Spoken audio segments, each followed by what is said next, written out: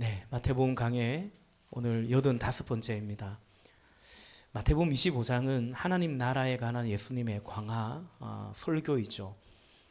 25장에서 말씀하시는 하나님의 나라는 이미 임한 하나님 나라이고, 그리고 때가 되면 완성되는 하나님 나라입니다. 앞서 25장 앞달락 1절부터 13절까지는 열처녀 비유의 말씀이었죠. 지난주 이 시간에 보았습니다. 신랑 대신 예수님이 이미 오셨어요. 하나님 나라가 도래했습니다. 그런데 열 처녀 가운데 어리석은 5처녀가 있습니다. 1차 독자, 1차 청자로 봤을 때 그건 지금 예수님 앞에 있는 그 유대인들, 종교 지도자들, 등은 가졌는데 기름은 가지고 있지 않은 그 어리석은 5처녀들이었죠. 그 신랑을 맞이하지 않고 있는 겁니다. 그리고 그러니 영원한 혼인잔치의 날에도, 그날에도 다시 오실 신랑을 맞이할 수 없을 터이고, 그 혼인잔치에 참여하지 못할 터이고, 오히려 울며 통곡하게 될 것이다. 열처녀 비유에서 말씀하셨습니다. 그래서 말하고자 하는 것은 언제 신랑이 올지 모르니, 언제 주님이 다시 올지 모르니 깨어 있어야 된다, 깨어 준비해야 된다 말씀하셨죠. 오늘 본문에서도 한 주인이, 우리가 잘 아는 이 달란트 비유 아닙니까? 한 주인이 세 종에게 달란트를 줍니다. 각각 한 달란트, 두 달란트, 5달란트를 줍니다. 달란트가 뭘까? 우리 영어로 탤런트다, 은사, 재능, 이런 것을 우리가 달란트라고 그렇게 설명을 합니다. 맞습니다. 그러나 제가 볼 때 이 달란트는 언젠가 말씀드린 적도 있는데 그보다 훨씬 그 이상의 의미가 있다라고 생각합니다. 여기 달란트라는 것은 여러분, 예를 들어서 한 달란트는 2달란트, 5달란트에 비해서 적은 건 맞지만 한 달란트가 결코 적지 않습니다. 어떻게 보면 상징적인 것이라고 할 만큼 큰 액수입니다. 포도원 품꾼의 비유 이런 거 있잖아요. 한 해 농사 짓고 나서 그 수확물을 이제 결산하는, 달란트 비유는 그 정도의 어떤 결산의 비유가 아니죠. 19절에 오랜 뒤에 이 정도가 결산하거든요. 이 달란트는 액수로도 엄청난, 한 달란트가 노동자 15년치의 연봉에 해당됩니다. 엄청 많은 거죠. 15년치 벌기만 합니까? 쓰면, 그죠? 생활비로 쓰면 15년치 연봉을 어떻게 모으겠습니까? 이런 생각이 들기도 하죠. 그만큼 달란트는 우리가 보통 생각하는 재능, 은사, 틀린 건 아니지만 그 이상의 의미다라고 생각합니다. 그런 점에서 여러분, 달란트는 우리 인생이 아닐까요? 우리 인생, 우리에게 주어진 인생, 그리고 우리에게 또 주어진 믿음이라고 볼 수도 있죠. 믿음, 우리 인생이 믿음 생활이잖아요. 더 나아가 달란트는 예수님이 아닐까요? 우리는 예수님이라는 달란트를 받은 거예요. 예수 믿는 인생을 살게 된 거죠. 그리고 예수님으로 말미암아 우리에게 주어진 하나님 나라가, 이 비유에서 본다면 달란트는 하나님 나라를 의미하기도 합니다. 저는 이제 묵상하면서 그런 생각을 해봅니다. 주인이 돌아와서 달란트를 결산하는 그 날은 이제 하나님 나라가 완성되는 날입니다. 비유의 내용은 우리 본문 14절 15절에서 보듯이 주인이 멀리 떠나면서 세 종에게 각각 능력을 따라서 5달란트, 2달란트 혹은 1달란트를 주고 떠납니다. 그런데 2달란트, 5달란트를 받은 종은 나가서 장사를 해가지고요, 각각 받은 만큼의 배를 각각 2배씩을 더 남겨요. 2달란트 받은 자는 또 2달란트를 더 남기고 5달란트 받은 자는 또 5달란트를 더 남깁니다. 그런데 1달란트 받은 종은 그 달란트를 땅을 파서 다 이렇게 잘 어찌 보면 보관한 거죠. 땅을 파서 잘 이렇게 숨겨두었다, 묻어두었다라는 것입니다. 19절에 보니까 오랜 뒤에 주인이 돌아와서 그 종들과 셈을 합니다. 결산을 합니다. 그 달란트 가지고 어찌했는지 이제 결산을 합니다. 우리 인생도 우리에게 주어진 믿음도 결산의 날이 오는 거죠. 각각 5달란트, 2달란트를 더 남긴 종에게 주인은 칭찬과 보상을 합니다.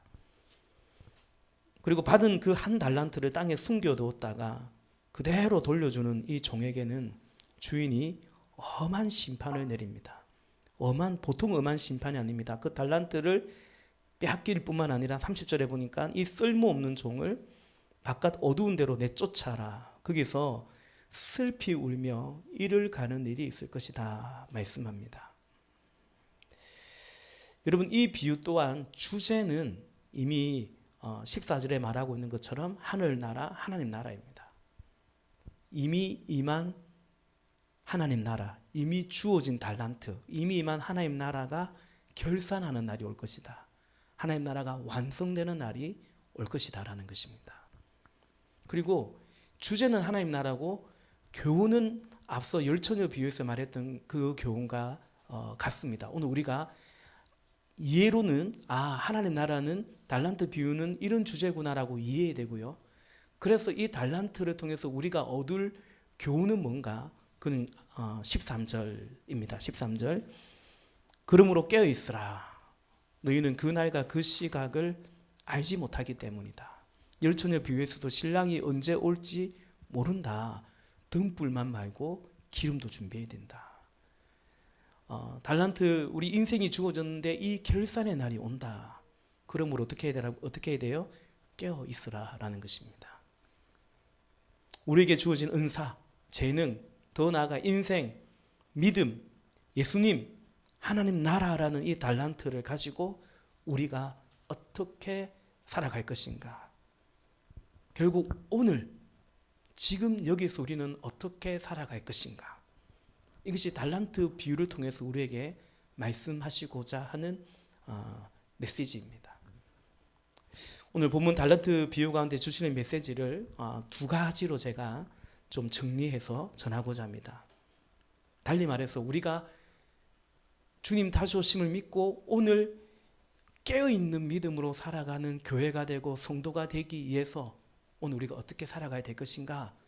이것이 오늘 우리가 저와 여러분 함께 주님으로부터 주님 우리에게 전해주시는 메시지라는 거죠. 첫 번째는 달란트 비유의 메시지 첫 번째는 이건 하나님과의 관계를 말합니다. 여러분, 달란트 비유에서의 초점은 이 종과 주인의 관계에 있습니다. 그러니까 얼마나 더 남겼냐, 또 원래부터 누가 얼만큼 받았냐, 내용적으로 보면 내용은 그렇습니다. 그러나 이것이 이 비유의 본질이 아닙니다. 5, 2, 1 이런 어떤 숫자들이 나오잖아요. 오히려 이런 숫자들을 가지고 저는 오늘 말씀을 묵상할 때 오늘 이 숫자들을 가지고 이 비유의 진짜 의도를 좀 숨기고 있다라는 생각이 들기도 합니다. 비유는 2가지 목적을 가지고 있어요. 예수님도 그렇게 말씀하셨죠. 비유는 숨기는 의도도 있습니다. 그러나 결국 비유는 더 정확하게 알려주고자 하는 뜻이 있죠. 비유를 깨달으면 훨씬 더 그 본질, 그 의도를 잘 깨달을 수 있습니다. 그러니까 이 비유에서 1, 2, 5, 2이 4개가 되고 5이 10이 되고 이 숫자에 우리가 너무 치중해버리면 이 비유의 본질을 오히려 놓칠 수 있다 말씀드립니다. 여러분, 우리에게 참 중요한 것은 사실은 숫자인 것 같습니다. 근데 숫자는 본질이 아닙니다. 근데 가장 본질인 것처럼 우리에게 실체인 것처럼 그런 어떤 파급력이 큰 것은 분명 숫자인 것은 맞습니다. 숫자. 저 사람 키가 얼마나 되지? 숫자죠. 제가 얼마나 될까요?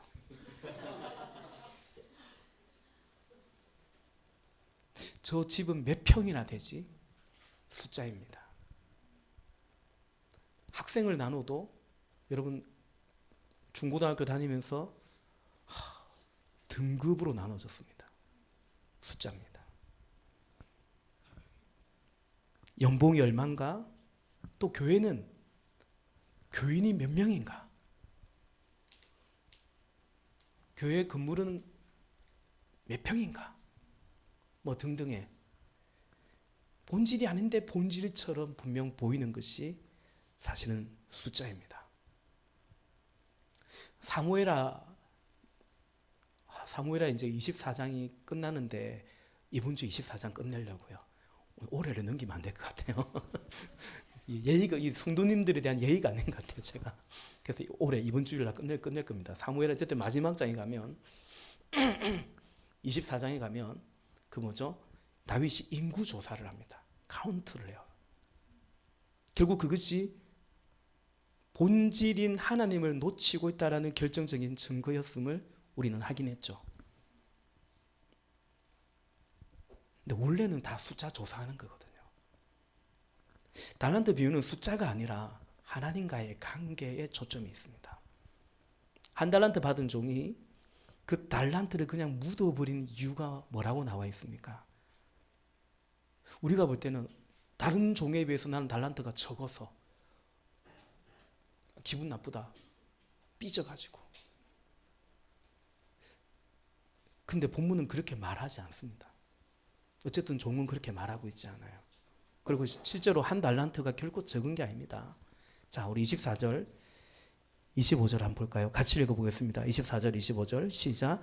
그러나 한 달란트를 받은 사람은 다가와서 말하였다. 주인님, 나는 주인이 굳은 분이시라 심지 않은 데서 거두시고 뿌리지 않은 데서 모으시는 줄로 알고 무서워하여 물러가서 그 달란트를 땅에 숨겨 두었습니다. 보십시오. 여기에 그 돈이 있으니 받으십시오. 아멘. 달란트가 하나밖에 없어서 그게 불만이어서 묻었다고 말하지 않아요. 주인이 무서웠다고 말합니다. 25절에 그럴 만한 게 24절에서 이 종은 주인을 뭐라고 말하냐면 주인은 심지 않은 데서 거두고 뿌리지 않은 데서 모으는 그런 주인이라는 거예요. 여러분, 이런 주인 무섭죠? 이 악한 거잖아요. 오늘 이 주인이 한 달란트 받은 종을 악하고 게으른 종이라는데 주인이 볼 때, 이 종이 볼 때는 한 달란트 받은 이 종이 볼 때는 주인이 어떤 주인이에요? 악한 주인이에요. 나쁜 주인이에요. 근데 주인이니까 너무 무서운 거죠. 한 달란트 가진 종에게서 주인은 이러했습니다. 주인과의 관계가 그러했습니다. 반면에 2달란트, 5달란트 받은 종과 주인의 관계는 어땠냐? 많이 받아서 결국 이 종은 많이 받았기 때문에 주인을 사랑했다, 관계가 좋았다, 그런 설명이 없습니다. 그렇죠? 이 종들에게, 주인이 이 종들에게 주는 칭찬과 상을 보면 이 종과 주인의 관계가 어떠했는지를 충분히 짐작할 수 있습니다. 21절 볼까요? 21절. 이 5달란트가 받은 종이 5달란트를 더 남겼다고 말하고 나서 그 주인이 하는 말입니다. 21절. 그의 주인이 그에게 말하였다. 잘했다. 착하고 신실한 종아, 네가 적은 일에 신실하였으니 이제 내가 많은 일을 네게 맡기겠다. 와서 주인과 함께 기쁨을 누려라. 아멘. 그리고 22절에 보면 2달란트 받은 종이 또 2달란트를 더 남겼다고 결산을 합니다. 보고를 합니다. 그랬더니 23절에서는 이제 그 2달란트 그 종에게 주인이 이렇게 말합니다. 23절 같이 읽읍시다. 23절 시작. 그의 주인이 그에게 말하였다.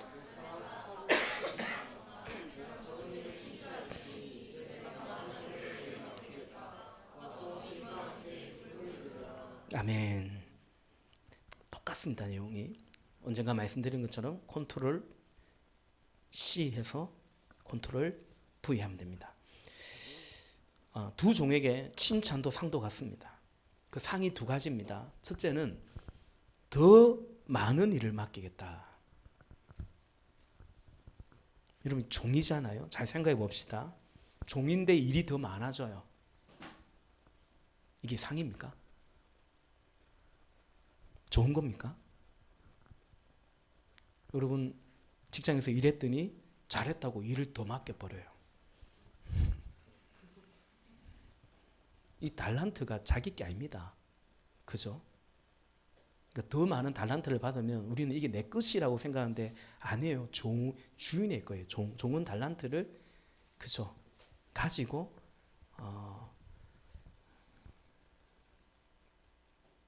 24장에 있는 것처럼 매니지먼트를 하는 거죠. 잘 관리해야 되는 거예요. 청직인 거죠.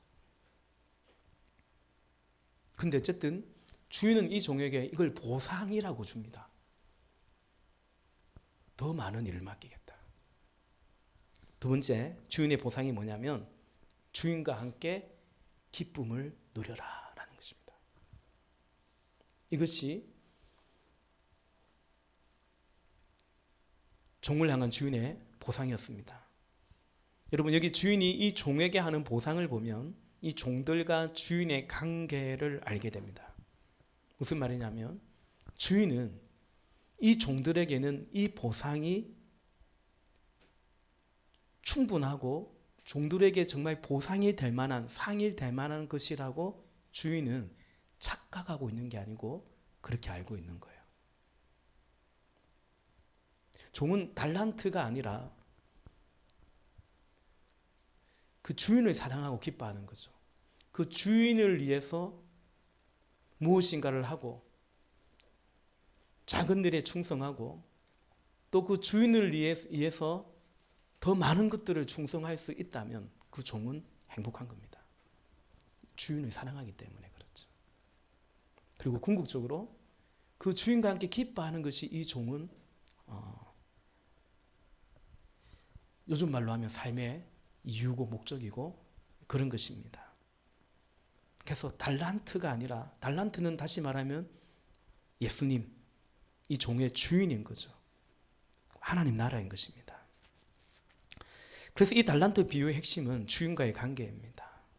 한 달란트 받은 종과 두 달란트, 다섯 달란트 받은 종의 결정적인 다른 점은 주인에 대한 마음이 달랐고요. 주인에 대한 사랑이 달랐고요. 주인과의 관계가 달랐던 것입니다. 사랑하는 여러분, 두 달란트, 다섯 달란트 받은 종처럼 주인을 사랑하는 저와 여러분 그런 주님의 종들이 되기를 주의 이름으로 축복합니다. 어렵지 않아요. 주인과의 관계입니다. 여기서 한 가지 짚어드리고 싶은 것이 있습니다. 15절에 보면 각 사람의 능력을 따라 달란트를 주었습니다. 이건 차별 같은 것이 아닙니다.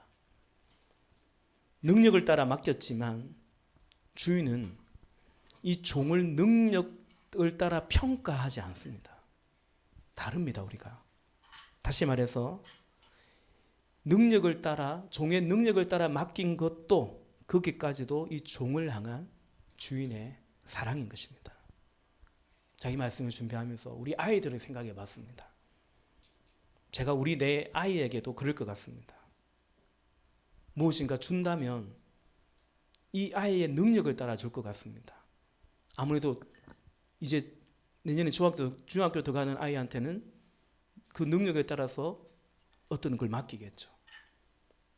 또 둘째도, 셋째도, 넷째도 능력을 따라 맡길 것 같습니다. 그것이 차별이 아니죠. 그 아이를 향한 사랑이죠. 사랑하는 여러분, 여기 한 달란트 받은 종과 같은 종이 있습니다. 신자들이 있습니다. 안타깝지만 그런 분들이 있는 것 같아요. 달란트 받았는데 예수님을 믿는데 하나님을 믿는데 또 구원도 받았다고 하는데 근데 그 하나님과의 관계가 이 한 달란트 받은 종처럼 하나님에 대해서 오해합니다. 하나님을 좋아하지 않고요, 기뻐하지 않는 것 같아요. 한 달란트 받은 종은 이 달란트가 한마디로 부담인 것 같아요. 잃어버려도 안 되잖아요. 그러니까 땅에 잘 숨겨놓고, 이 달란트가 축복이 아니라, 달란트가 선물이 아니라, 달란트가 부담이에요. 그리고 이 2달란트, 5달란트 받은 종은 그 달란트를 가지고 나가 장사를 하고 그 달란트로 살아가거든요. 복음을 가지고 살아가고 믿음으로 살아가고 하나님의 통치 가운데 하나님 나라 백성으로 살아가거든요. 근데 한 달란트 받은 사람은 달란트를 받긴 받았어요. 주인과 그런 관계에 있어요. 근데 달란트를 묻어버리고 이 사람은 뭘로 살아요? 다른 것으로 사는 거죠. 믿음으로 살지 않는 것입니다. 주인을 위해서도 살지 않는 것입니다. 이 종은 주인을 기뻐하지 않습니다. 신앙생활이 기쁘지 않는 거예요. 짐처럼 여기고, 사실은 그런 신앙, 그런 신자들이 있을 수 있습니다. 이런 분들은 본문의 종처럼 주인에 대한 오해가 있습니다. 쉽게 말해서 하나님 정말, 하나님 계신 거 믿는데 하나님 나 사랑하는 거 맞나?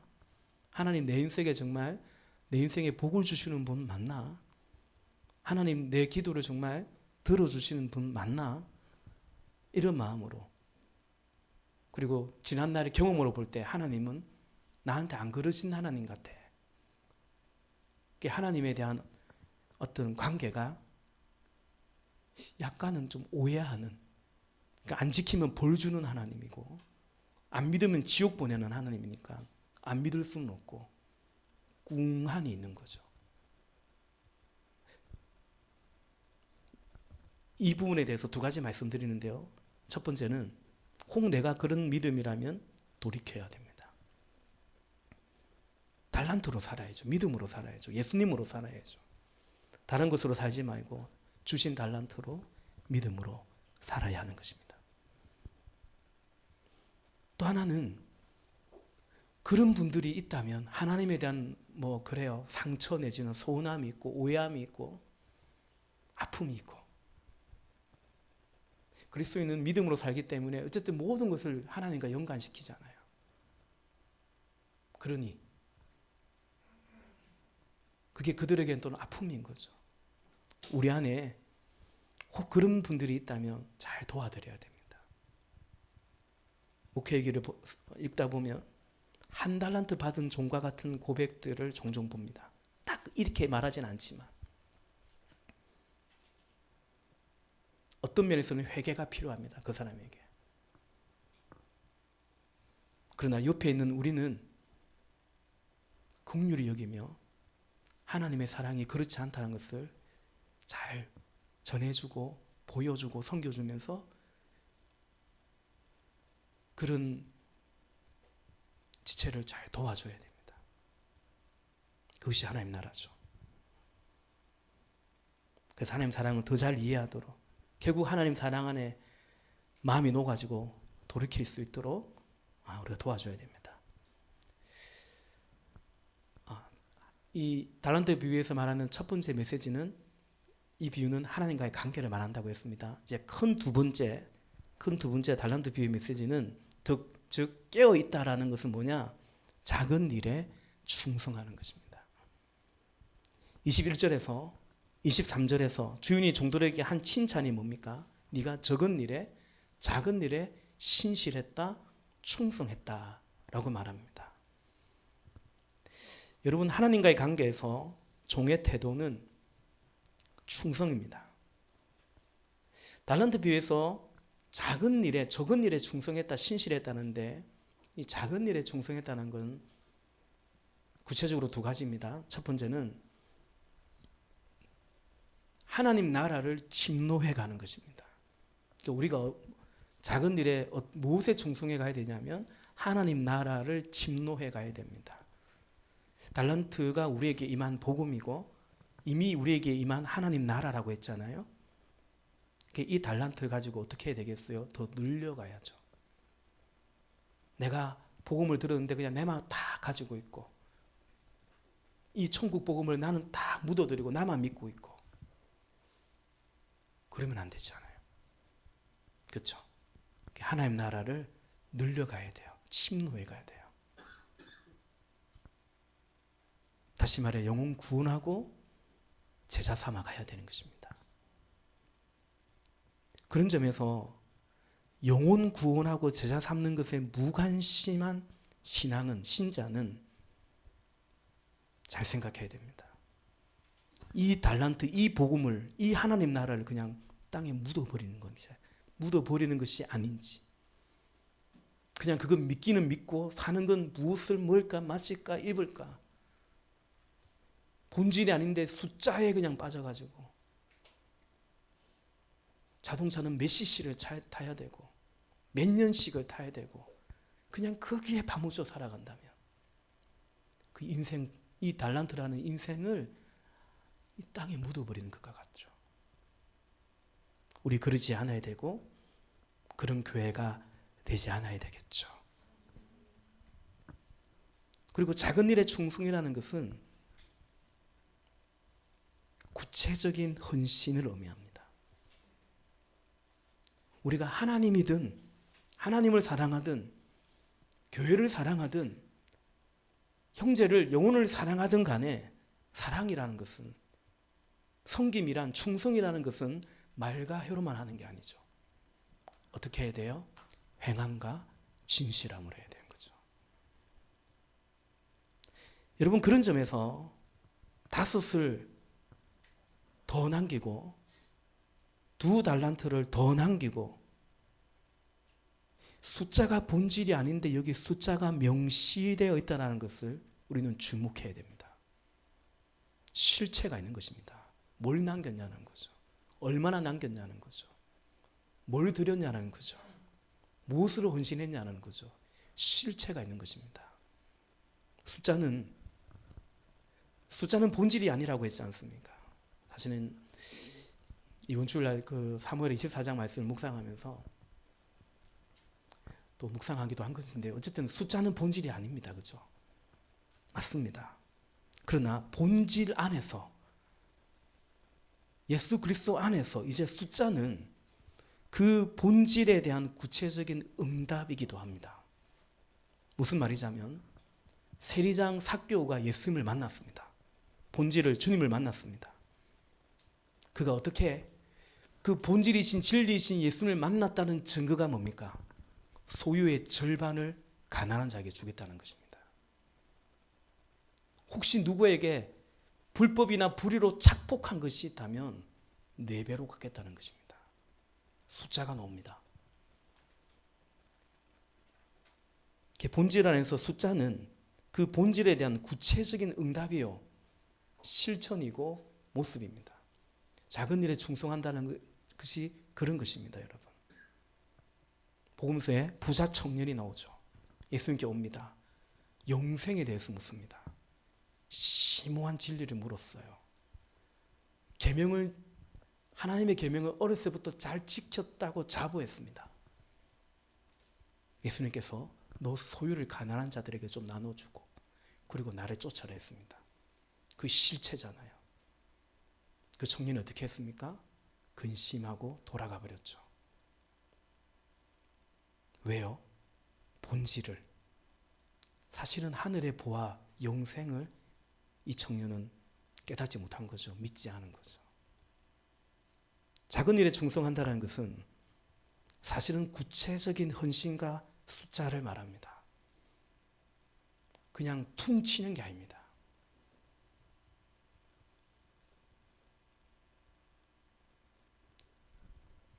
기도를 1분 하는 사람이 기도는 주님과의 사귐이니까 주님과 사귐이 더 깊어진다는 것은 사실은 기도 시간이 더 길어지는 거죠. 작은 일에 충성하는 것은 구체적인 헌신과 숫자인데 여러분, 근데 이건 절대적이진 않습니다. 그냥 내가 드리는 최선과 순종을 말하는 것입니다. 절대적이진 않습니다. 가령 여러분, 얼마 이상 드리면은 작은 일에 충성한 거냐, 헌금을 얼마나 하면 그 사람은 충성한 거냐? 그런 절대적인 건 없습니다. 각자에게 최선이고 순종이 있을 뿐입니다. 예컨대 가부의 2렙돈입니다. 정말 작은 거예요. 그러나 그녀에게는 그게 최선이었고 헌신이었습니다. 종종 말씀드리지만 11조가 많다, 적다 그런 거 아닌 거죠. 내가 온전한 12조를 드리면서 주의 계명을 지켰는가? 이것이 주의 계명에 충성한 거죠.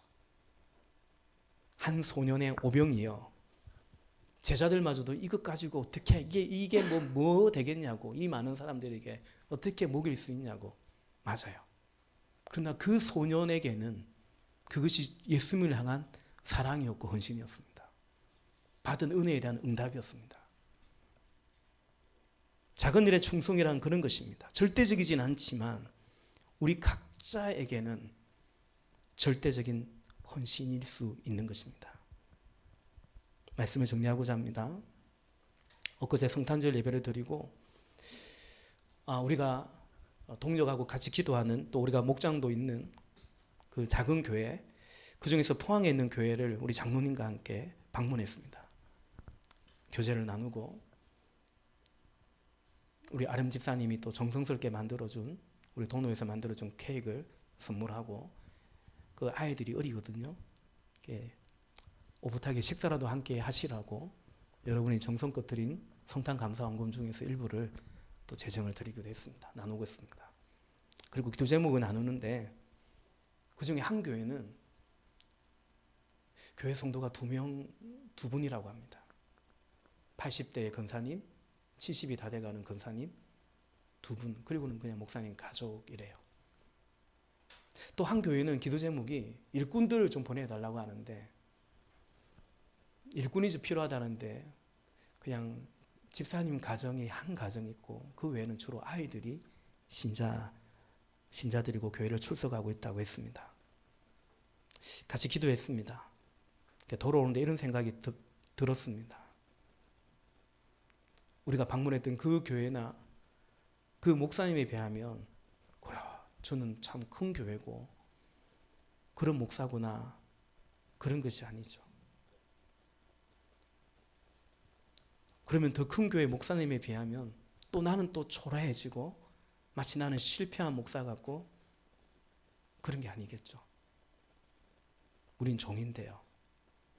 우린 다 주님의 종으로 그저 작은 일에, 여러분 5달란트가 얼마나 많은지 큰 건지, 그쵸?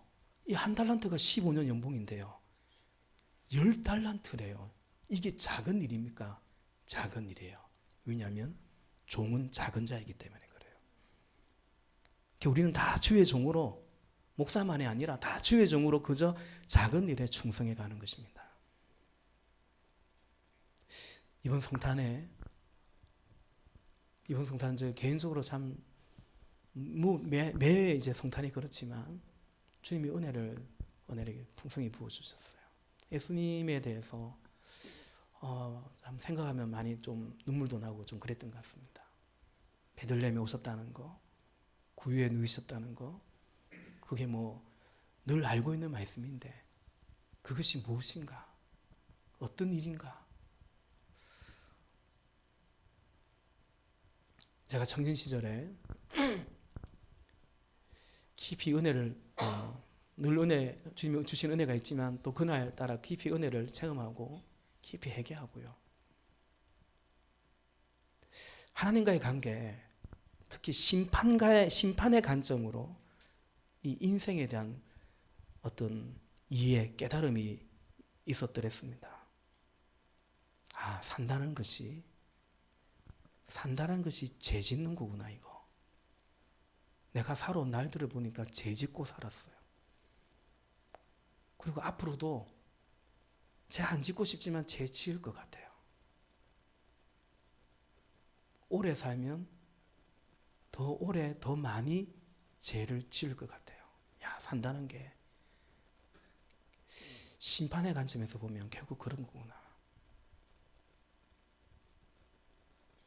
그렇게 죄를 쌓고 하나님의 진노를 쌓는 건데 그렇게 살 수밖에 없는 것인데 하나님이 이렇게 살려주시고 예수님이 내 죄값을 벌을 다 천벌을 받게 하셔서 나를 살려주시고 이 무지한 말과 노새 같은 이 죄인의 밥이 되어주시고 생명이 되어주시고 그것만으로도 너무나 감사한데 이렇게 한 사람이라도 살리면서 살아간다면 그 목사님이 비록 신자가 둘이고 그 영혼을 품고 또 전도하고 살아간다면 여러분 이것이 바로 우리에게 주신 달란트를 가지고 장사하며 살아가는 것입니다. 다만 중요한 것은 여러분 그냥 작은 일에 충성하는 거예요. 근데 중요한 것은 이 한 달란트 받은 종처럼 주인을 오해하지 말아야겠죠. 그리고 악하고 게으른 종이 되면 안 되는 거죠. 우리 교회 신자가 많고 적고를 떠나서 제가 게으르고 악한 종이 된다면 성도가 10명 뿐일지라도 열심히 부지런히 섬길 수 있는 거고요. 성도가 100명, 1000명이라도 오히려 악하고 게으를 수도 있는 거거든요.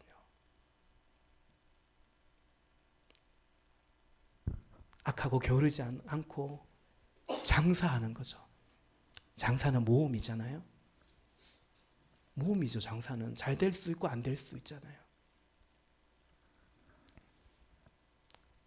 주님 주신 인생 때로는 성령의 이끌림에 따라서 순종하고 모험하고 도전하고 그렇게 가는 거죠.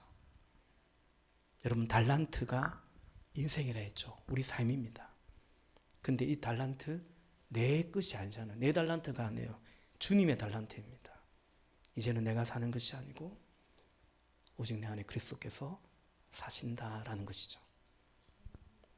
믿음의 통로가 되어서 주님의 축복의 통로가 되기를 축원합니다. 그 은혜와 복을 같이 누려갈 수 있기를 예수님의 이름으로 축복합니다. 우리 기도하십시다.